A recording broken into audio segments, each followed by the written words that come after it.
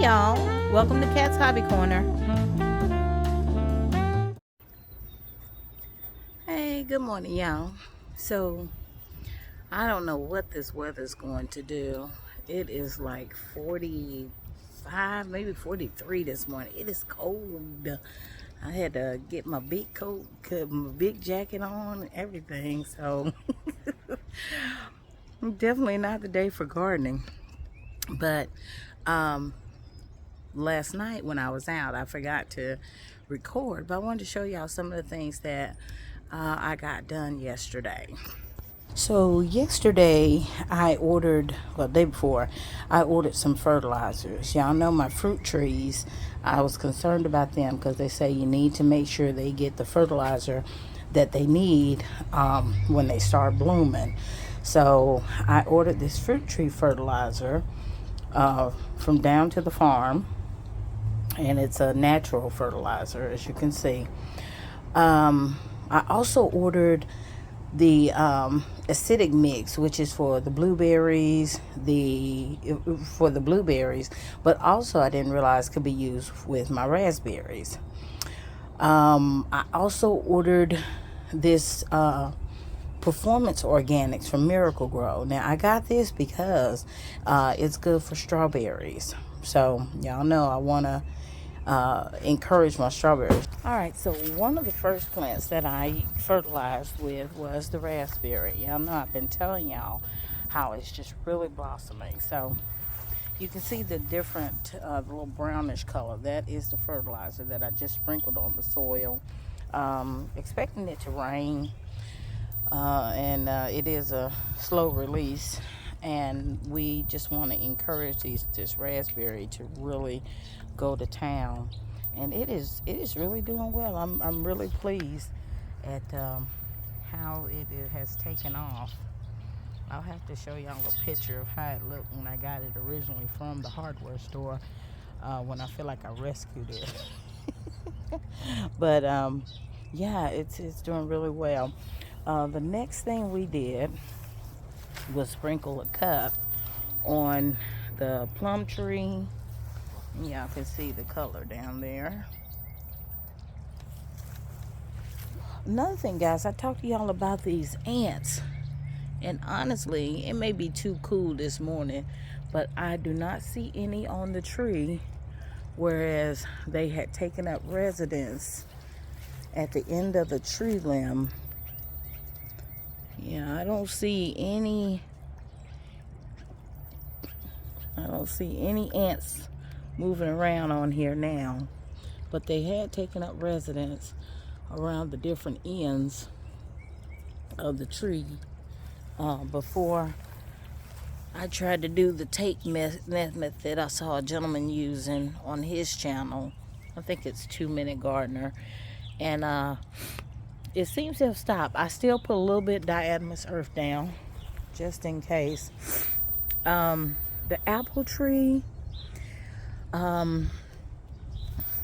we did the same thing. We put fertilizer for the fruit tree. We put fertilizer around the base. Also did the tape method to try to prevent the ants. The other thing with the apple tree is I did a little bit of pruning. Y'all remember when I first got this tree, and I'll put it in here. When I first got this tree, I saw arborists on other farms putting the clamps on it to straighten the leaves out, the limbs out. So as you all can see, once I removed those clamps that I had, it has retained the look of the tree that I wanted. I wanted all the limbs spread out. I wanted them giving plenty of air and light circulation to the plant. They said that's the best way to ensure that your plants will produce plenty of fruits on the tree, as long as there's plenty of space. This one here is debatable. It's not really crossing over, so to speak, but it's coming out to its own space. So I think that's why I left this one. But I had trimmed up a few yesterday. Right here, I had a whole row here that were just going to grow straight up. They said anything that's going straight up in the air, you don't really want on there because you're trying to get it to come out and have plenty of space. So like ones like these, they can be removed because that's just going to go straight up into the tree, and we don't want anything going to clutter the other lines that are coming out from the tree. So it's doing really well. I'm really pleased. Last year I only had one bloom on this tree, and this year we are just full of blossoms. So hopefully things got pollinated and we'll get some apples. So we'll see. All right, for the peach tree, same thing. We did fertilizer around the bottom. We also did a little diatomaceous earth around the bottom. And guys, I've been showing you all these little places where the little peach fuzz looks like it took and got pollinated. Hopefully we will have some nice little single peaches here. So I'm really happy to see that. I'm really surprised. But they said peach trees usually, the limbs, their first year limbs usually blossom fruit. And I do see that. Now yesterday I did come in here and I trimmed out. I'm trying to create like a cup style. They had already pretty much removed the middle limb inside the tree because we don't want it to go up any higher. And so I had a couple limbs coming off of this one. I cut those off because we want to just keep kind of like a V shape. I think they call it an open center shape with this peach tree.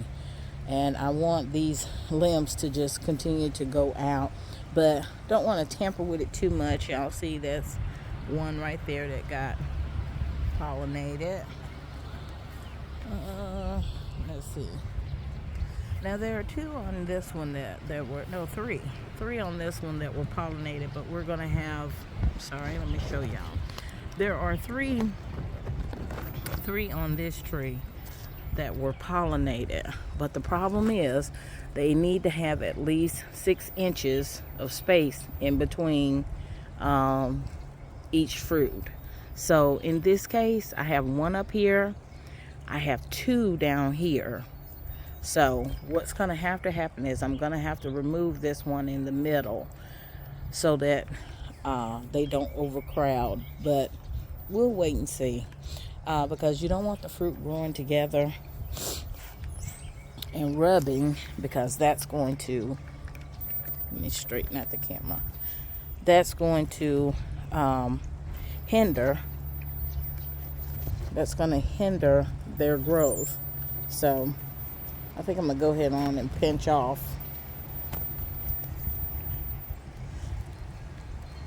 You know what, I'm gonna wait and see. This one's growing so fast. And these look a little smaller.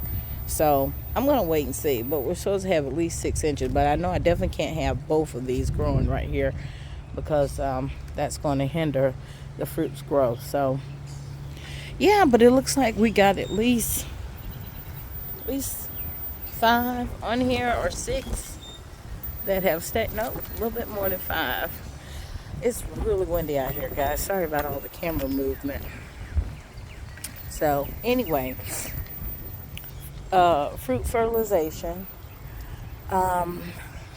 We also worked on topping up the soil, and I just used regular garden soil. I'm pretty much out of my compost. I still have a little bit I can grab out of there, but I'm going to use that more toward my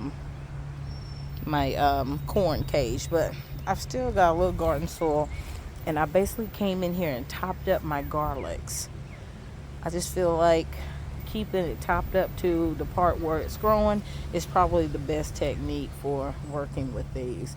I think I have 5 more little garlic, store-bought garlic seeds that look like they're going to try to sprout, and I think I'm gonna just bring them out here and put them in the bag and let them let them grow, see what they do.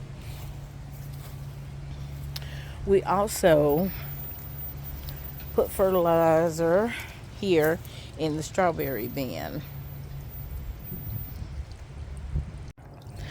All right, so our strawberry bin is doing really well.